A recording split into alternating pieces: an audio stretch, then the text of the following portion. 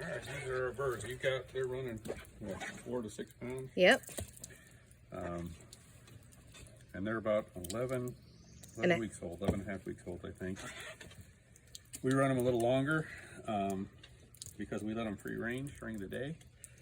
And we don't keep them on feed all the time, and that way they act more like chickens rather than weird blobs. We're going to walk through how to eviscerate these. Joel Salton did a really good demonstration at the Homestead Convention about 3 years ago, and you can put a link to that video. Pull the head off. You want to pull it off instead of cut it off, and that's so you don't get little pieces of bone that you might cut with the knife. And then the feet go next, and you just bend them over and look for that depression there, and then cut right in the, and they'll come right off. You shouldn't be cutting any bone. Same again here, just right in the valley of that joint. And then there's a gland here they use to oil their feathers. It's an oil gland, so you want to cut that out, especially if you're going to cook the chicken whole. It just gives a bad taste to the meat. I've got a 5-gallon bucket down here. I throw the viscera in, and we drill a hole in the bottom of that because you'll see that when you're running the hose, it'll fill up with water otherwise. Once the oil gland's gone, you want to come over here to the, well, actually, you gotta get the craw out. So you just make a slight incision here and rip open the skin on the front. And this is the craw, and it's empty. You want to take them off feed the day, and it's hard to get a hold of. You got to try to get your thumb or your finger under it, and you also want to get the trachea and the esophagus and rip those loose. Like I said, it's slick and it's hard to get a hold of.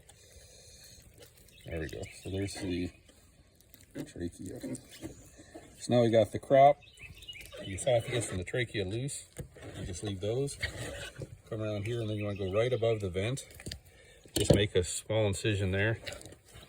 Put your fingers in there, and then you can just rip it open. Pull the top over here. And this is where it's good to have small hands, which I do not. Because getting your hands up in here, you want to try to grab that trachea and esophagus in between, and then just pull everything out. And there's the esophagus and trachea and the crop right there. And then you've still got the intestines are there, the vents. You just want to go down one side of the vent, other side of the vent, and then come underneath it. And then that's all loose. Here you've got your heart. You're keeping hearts and livers. We keep them in a nice pan over here. This is the gallbladder. You do not want that. And if it opens, it's a real bitter. And you can pinch these off, but 9 times out of 10, when I try to pinch them, they break open. So the liver, this is the gizzard. And you have to cut that off here. Esophagus. Keep those to handle later. Then the viscera just goes in the viscera bucket. And then this is one lung. You got to get the lungs out. The lungs run up. They're kind of under the, or between the ribs. So you kind of have to scrape your fingers between the ribs to get them out. And we usually hose it out. It's a wet job. Everything cleaned off here.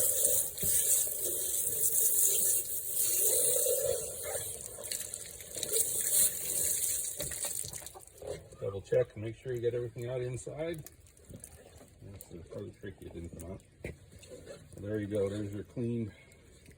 Let's go ahead and weigh it. Bird. You want to weigh it? Yeah, I got it on. This wasn't one of the bigger ones, so. Oh, the thing's sliding off. There we go. 4 1/4. Yeah. Thereabouts. 4.18.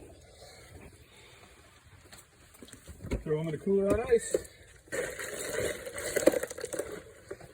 And repeat.